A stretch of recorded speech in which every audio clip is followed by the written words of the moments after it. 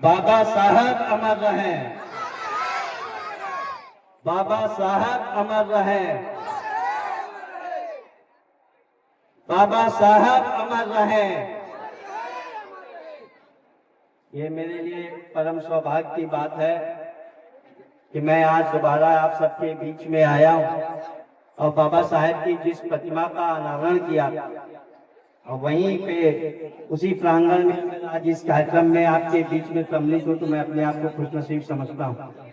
इस गांव के प्रधान श्री मुलायम यादव जी का मैं बहुत बहुत धन्यवाद देता हूँ कि आपने मुझे यहाँ आमंत्रित किया।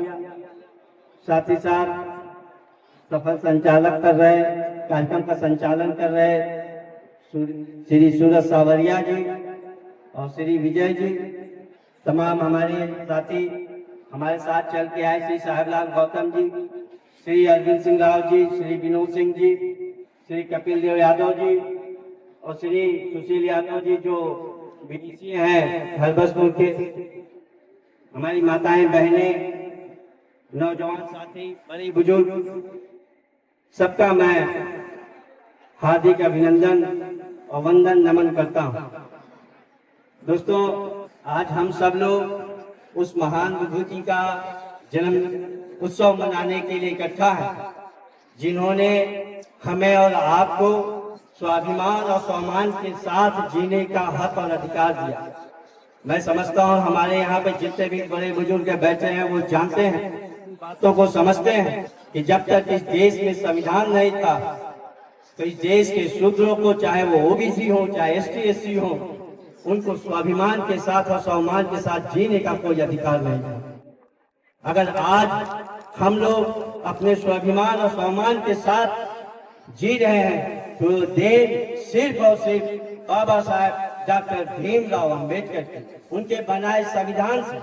और बाबा साहब ने के बारे में बताने से पहले अभी संचालक महोदय ने कहा, जब साहबलाल गौतम जी भाषण दे चुके तो ये जन समारोह है, इसको यहाँ पे राजनीति ना बात किया जाए। तो महामानव जिसके हर नस में, जिसके हर बाल हर नाखून में राजनीति थी, अगर उसके बारे में बात करेंगे तो बगैर राजनीति के कैसे बात कर सकते हैं। वो छोटी सी बच्ची भी जब मंच पे आई तो उसने यही कहा कि जलने वाले जलते रहें, हम तो बाबा साहब का जन्मदिन मनाएंगे। उसके साथ ही ये जो राहुल राज जी यहाँ कार्यक्रम प्रस्तुत कर रहे थे, उस गाने में भी तो सारे राजनीतिक बातें ही थी। तो बाबा साहब का जो सबसे बड़ा काम था, आज ये जो हमारी माताएं और बहनें यहाँ पे पुरुषों के साथ कुर्सी लगा के बैठी हैं, तो ये देश का संविधान ना होता तो ये आपको हक और अधिकार, ये आपको हक अधिकार ना होता।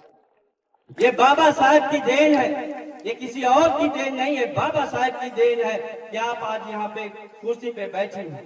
ये जो हमारी छोटी बच्चियां हैं, जो बहनें हैं, जो बेटियां हैं, उन्हें शायद ना पता हो, लेकिन अपनी दादी से पूछ लेना, अपनी माताओं से पूछ लेना, तो बताएंगे कि जब इस देश में संविधान नहीं था, जो बाबा साहब ने संविधान लिखा था, जब वो संविधान नहीं था तो आपको पढ़ने का भी अधिकार नहीं था। तो जो आप आज शिक्षित हो रहे हो, जो आप समाज में चल बोल रहे हो, वो बाबा साहब की देन है। और ये हमारे यहाँ पुलिसकर्मी साहब लोग बैठे हुए, आप इनसे पूछो, ये बताएंगे इनके थानों में पूरे वर्ष कोई त्योहार नहीं मनाया जाता है, लेकिन केवल एक त्योहार मनाया जाता है, वो श्री कृष्ण जन्माष्टमी है कि नहीं है साहब? और क्यों मनाया जाता है? क्योंकि भगवान श्री कृष्ण का जन्म जेल के अंदर हुआ, यही कारण है। तो मैं आज आप सबके बीच में एक प्रस्ताव रखना चाहूंगा और आग्रह करूंगा इस प्रदेश की सरकार से, इस देश की सरकार से, कि बाबा साहब की जयंती अगली बार जब हो 14 अप्रैल को बाबा साहब की जयंती को देश के हर कोर्ट और कचहरी और थाना में मनाना चाहिए, क्योंकि सारी कचहरियां सारे थाने बाबा साहब के बनाए संविधान से चलती है। पता मैं सही कह रहा हूँ कि नहीं कह रहा हूँ? मेरी बातों से सहमत हो कि नहीं सहमत हो? ये बच्ची सहमत है, बहुत बहुत धन्यवाद, बिटिया बहुत आगे बढ़ेगी। तो निश्चित रूप से हमें और आपको, ये जो हमारे बच्चे हैं, इनको संविधान के बारे में जानना बहुत जरूरी है, क्योंकि जब तक ये संविधान नहीं जानेंगे तब तक ये नहीं समझ पाएंगे कि इस देश के प्रति उनका कर्तव्य क्या है, और साथ ही साथ वो अपने अधिकार को नहीं जान पाएंगे, वो अधिकार जो इनको बाबा साहेब ने दिया। तो मैं चाहूंगा कि आप सब लोग जरूर संविधान, अपने बच्चों को संविधान के बारे में बताएं। और जब बाबा साहब की बात कर रहे हैं, जब इस देश के संविधान के बारे में बात कर रहे हैं, तो इस संविधान का जो प्रस्तावना का पहला पन्ना है उसके बारे में मैं जरूर बताना चाहूंगा। उस पुस्तक में जो सबसे ऐतिहासिक पुस्तक है इस देश का संविधान, उसमें बाबा साहेब ने उस संविधान की प्रस्तावना के में लिखा है, किसी विचारधारा का उल्लेख नहीं लिखा है, केवल और केवल समाजवादी विचारधारा का उल्लेख किया है। और उन्होंने कहा है कि हम सब लोग समाजवादी भारत बनाने के लिए किस संकल्पित हैं। वो समाजवादी भारत हमें और आपको समझना होगा। वो समाजवादी भारत वही है जिसका सपना बाबा साहब ने देखा है, जहाँ हर जाति धर्म के लोग एक साथ बैठकर देश के लिए आगे विकास के बारे में बात सोच सके। किसी प्रकार का कोई भेदभाव न हो, वो चाहे हिंदू हो, मुसलमान हो, सिख हो, ईसाई हो, किसी भी धर्म के नाम पे कोई भेदभाव ना हो। वो चाहे ठाकुर हो, चाहे पंडित हो, चाहे यादव हो, चाहे चमार हो, चाहे पासी हो, चाहे सोनकर हो, किसी के पास जात के नाम पे कोई भेदभाव ना हो। वो चाहे महिला हो, चाहे पुरुष हो, उसके बीच में भी किसी प्रकार का भेदभाव ना हो। भाषा का कोई भेदभाव ना हो, वो चाहे भोजपुरी बोलता हो, चाहे हिंदी बोलता हो, चाहे तमिल तेलुगु बोलता हो, उसको भाषा के आधार पर नहीं बांटा जा सकता है। चाहे बिहार का रहने वाला, चाहे दिल्ली का रहने वाला हो, चाहे हिमाचल प्रदेश का रहने वाला हो, क्षेत्र के आधार पर उसके साथ कोई भेदभाव नहीं किया जा सकता।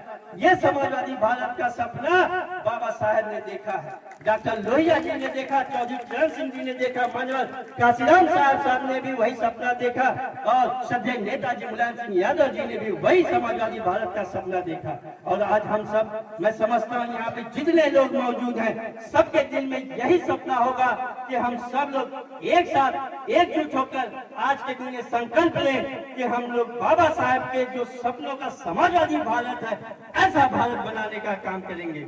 मैं तो सोचा कि यहाँ विचार संगोष्ठी होगी तो बहुत देर तक भाषण देता, लेकिन मुझे लगता है कि आप सब लोग तो गीत संगीत के लिए विशेष रूप से आए हैं, तो मैं भाषण दूंगा तो आपको लगेगा कि मैं आपके मनोरंजन में व्यवधान उत्पन्न कर रहा हूँ। तो मैं ऐसा नहीं करना चाहता।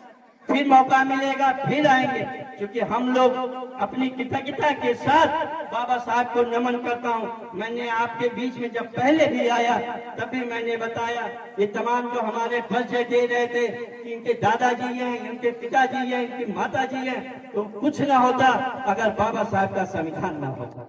इसी के साथ ही मैं अपनी वाणी को विराम देता हूँ। जय हिंद, जय भारत, जय भीम, धन्यवाद।